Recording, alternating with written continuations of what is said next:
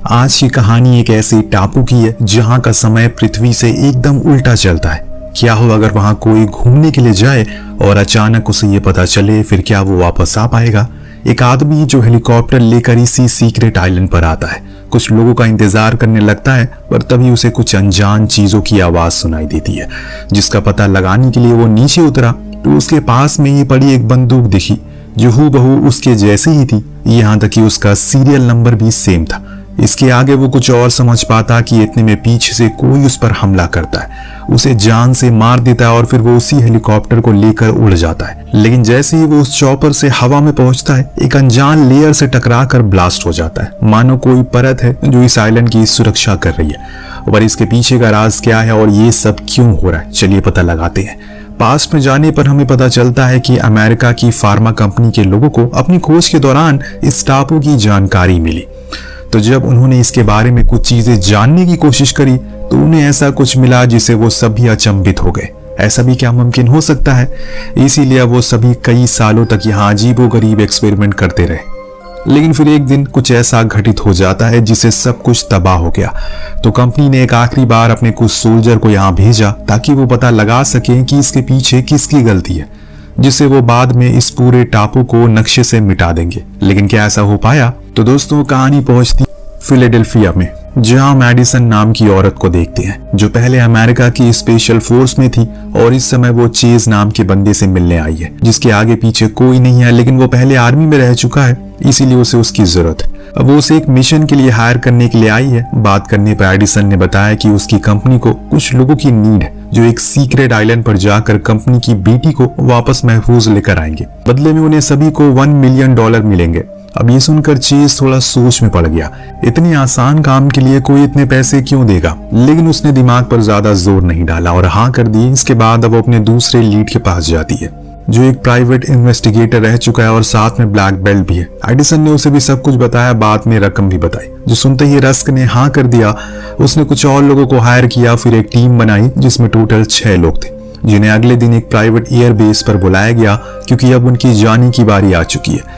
लेकिन जाने से पहले एडिसन उन सभी को डिटेल इंफॉर्मेशन देती है, असल में उन्हें क्या करना है। स्टेसी जो कि सीईओ की बेटी है, उसे जिंदा वापस लेकर आना है, पर उन्हें नहीं पता कि वो कहाँ है, इसीलिए वो 2 टीम में काम करेंगे।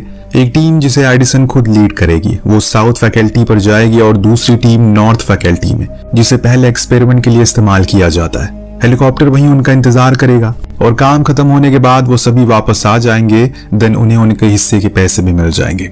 सभी को बात समझ आ गई और इसीलिए सब तैयार थे उड़ान भरने के लिए। पूरे 10 घंटे लगातार उड़ान भरने के बाद ये लोग उस टापू पर फाइनली पहुंच जाते हैं, जहां तय प्लानिंग के हिसाब से एडिसन, चेज और डेस्क साउथ की ओर जाते हैं। पर जैसे जैसे ये आगे बढ़ रहे हैं, इन्हें लोगों की लाशें मिलना शुरू हो जाती है जो यहाँ पहले काम किया करते थे, जिन्हें बड़ी ही बुरी तरह से मारा गया और उनके शरीर को कुछ इस तरह से काटा गया जैसे मानो किसी को अपनी भूख मिटानी हो।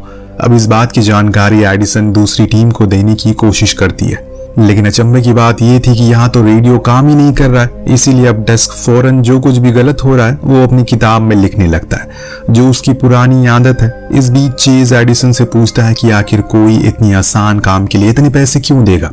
जरूर कंपनी हमसे कुछ छुपा रही है, पर एडिसन को ऐसा नहीं लगता। वहीं दूसरी टीम भी अपनी दिशा की ओर बढ़ रही है। लेकिन जब ये नदी के पास पहुंचते हैं तो रस को वहां एक रस्सी बंधी हुई दिखती है, जिसे देखकर उसे न जाने क्यों ऐसा लगा उसने खुद ही इसे कभी न कभी बांधा है, यानी कि उसे डेजा वू हुआ। और तब इन्हें पता चलता है कि इनका कनेक्शन टूट चुका है अपनी टीम से। अब इन्हें खुद के तजुर्बे से आगे बढ़ते रहना होगा। उधर एडिसन को लगातार किसी न किसी की लाशें मिलती जा रही है, लेकिन वो फिर भी आगे बढ़ती जा रही है। तब इन्हें एक कैंप मिला जिसके अंदर कुछ डिवाइस रखे हुए हैं, जिसकी मदद से वो अपने रेडियो को ठीक करने की कोशिश में लग जाते हैं, पर कोई फायदा नहीं हुआ। तो डेस्क ने बताया कि उसे एक लाश के पास एक घड़ी मिली थी जो हूबहू उसके जैसी थी और समय भी सेम हो रहा है। इससे भी ज्यादा सोचने वाली बात ये थी कि ये घड़ी सिर्फ कुछ लोगों के पास ही है, पर चीज का कहना था कि ये सिर्फ एक इत्तेफाक हो सकता है। हालांकि जिस लाश के पास ये डेस्क को घड़ी मिली थी उसकी शक्ल बड़ी ही बुरी तरह खराब हो चुकी है, इसीलिए वो उसे पहचान नहीं पाया।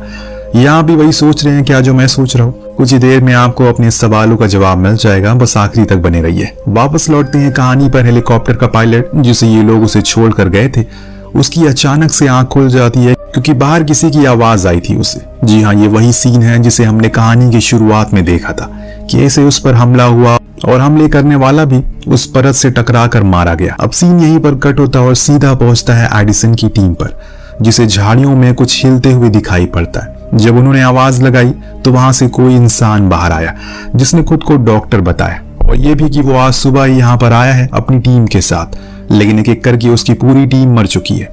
अब जब एडिसन ने सुना कि यहाँ पहले भी कोई टीम आई है तो वो और सोच में पड़ जाता है, क्योंकि उसे बताया गया था कि वो पहली टीम है जो यहाँ पर आई है। लेकिन रुकिए, अभी इससे भी बड़ा एक ट्विस्ट आने वाला है। जब इन्होंने बताया कि वो स्टेसी नाम की लड़की को ढूंढने के लिए आए हैं तो डॉक्टर को कुछ याद आया। वो इन सभी को अपने साथ चलने को कहता है, और जब ये उसकी बताई हुई जगह पर पहुंचते हैं तो उन्हें वहां स्टेसी की सड़ी हुई लाश मिलती है, जिसे किसी जानवर ने बड़ी बुरी तरह से मार दिया।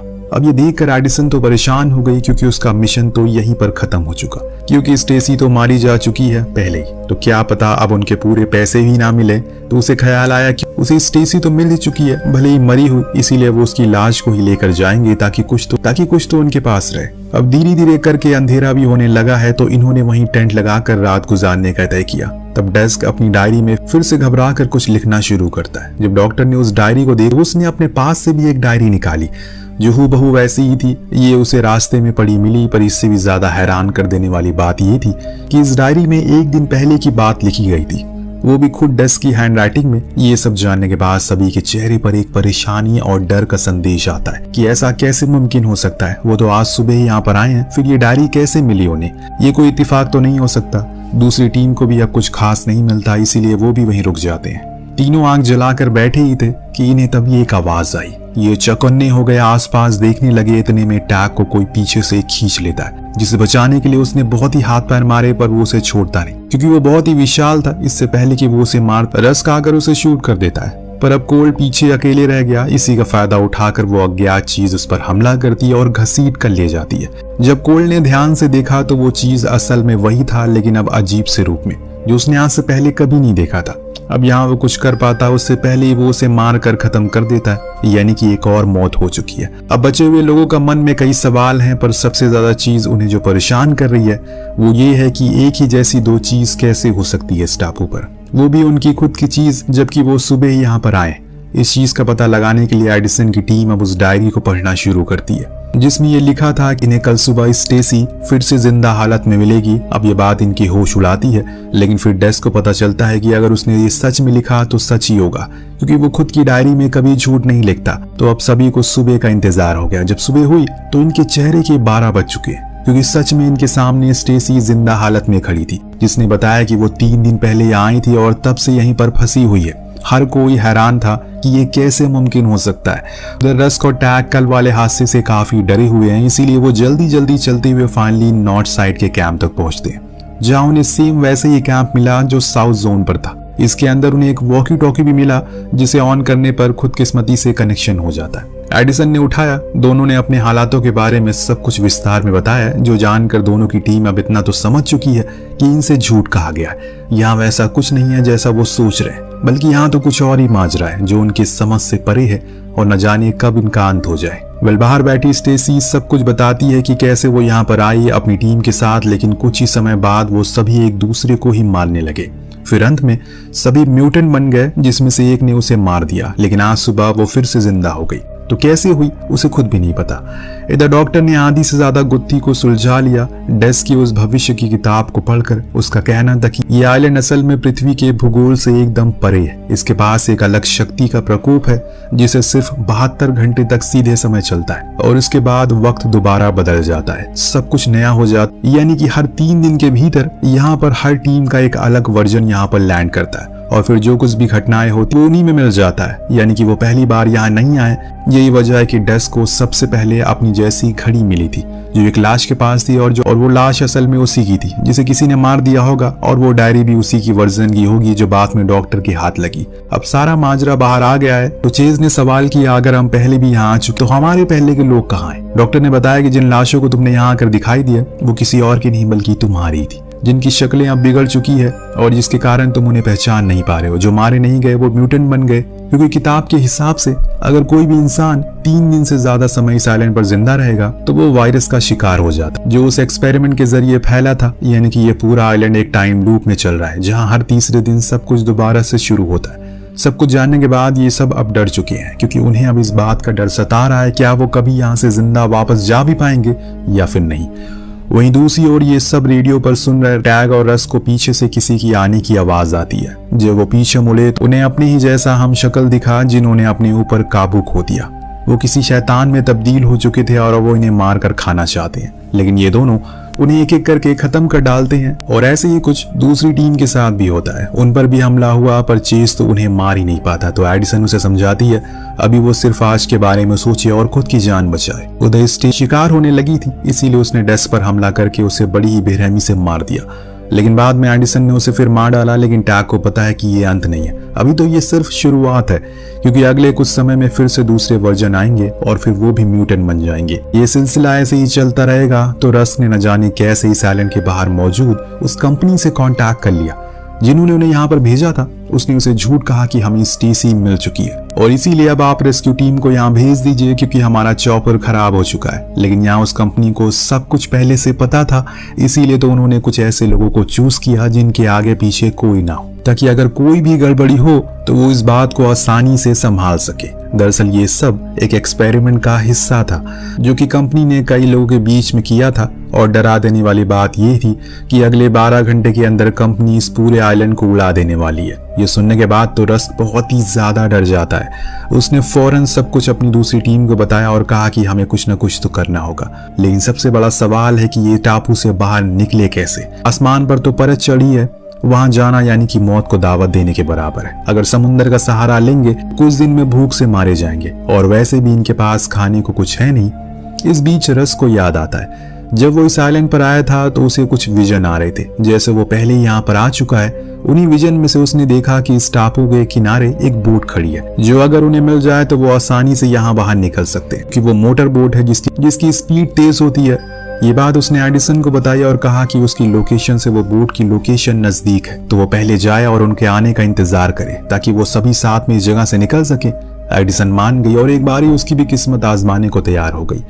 दोनों टीम अब उस दिशा की ओर चल पड़ी है और बात के मुताबिक एडिसन की टीम जल्दी पहुंच गई। यहाँ रस की बात सच भी होती है। उन्हें वहां एक बोट मिली जिसमें डॉक्टर ने चेक करा तो उसमें अच्छा खासा फ्यूल था, जो उन्हें किसी पास के पोर्ट तक तो पहुंचा ही सकता है, अगर बीच में उनका सामना किसी भयानक तूफान से ना हुआ तो। ये लोग अब उन दोनों का इंतजार करने लग गए, पर वो दोनों उन म्यूटेंट से लड़ रहे। उनके पास अब गोलियां खत्म हो चुकी है। उन्हें खुद अपने हाथों से लड़ना पड़ रहा है, जिसमें वो नाकामयाब हो रहे हैं, क्योंकि ये उनके खुद के पुराने वाले वर्जन है जो इनसे ज्यादा ताकतवर है, जिसके कारण टैग लड़ते लड़ते मारा जाता है। तो वहीं रस भी अब हार चुका है, क्योंकि उसके पीछे उसी का वर्जन उस पर बंदूक ताने खड़ा है। लेकिन इससे पहले कि वो उसे शूट करता, चीज ने आकर उसकी जान बचा ली।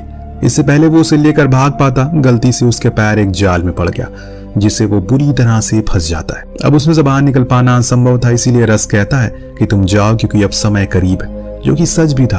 पूरे आइलैंड पर धमाके होने शुरू हो जाते हैं, इसीलिए चीज उसे अपनी बंदूक देकर भाग गया। इधर बोट पर डॉक्टर कहते हैं कि हमें चलना चाहिए, पर एडिसन अपने साथियों को लिए बिना कैसे जाएगी, इसीलिए डॉक्टर को अब उसे मजबूरन बेहोश करना पड़ता है, जिसके बाद वो बोट लेकर फरार हो जाते हैं। लेकिन अहम मौके पर चेज बोट की रस्सी को पकड़ लेता है। जब एडिसन को होश आया तो उसने देखा कि डॉक्टर अब धीरे धीरे करके म्यूटेंट बनने लगा, क्योंकि उसके 3 दिन पूरे हो चुके हैं, क्योंकि वो उनसे पहले यहाँ पर आया था। लेकिन इससे पहले कि वो उसे कोई नुकसान पहुंचा पाती, एक गोली आकर उसे सीधा खोपड़ी पर लगती है, जो दूर उसी आइलैंड से रस्क ने चलाई थी, जिसने अपनी आखिरी समय पर भी अपने साथियों की जान बचाई। अब सिर्फ बचे हैं 2 लोग, एडिसन और चीज, जो कामना कर रहे हैं कि किसी भी तरह करके इस लेयर को क्रॉस कर दे। उन धमाकों के कारण उस लेयर में कुछ होल हो गए हैं, जिससे कि वो कमजोर हो गई है, इसीलिए दोनों उन्हीं होल में बाहर आ जाते हैं और सुरक्षित हो जाते हैं। यानी कि अब वो पहले इंसान बने जो इस टापू से जिंदा बाहर आ पाए, पर इसके लिए उन्हें पूरी टीम की कुर्बानी दी, जो कि वो जिंदगी में कभी नहीं भूलेंगे। और इसी के साथ ये कहानी यहीं पर खत्म हो जाती है। आपको कहानी कैसी लगी हमें कमेंट करके जरूर बताएगा। मिलते हैं अगली वीडियो में। Thank you so much for watching.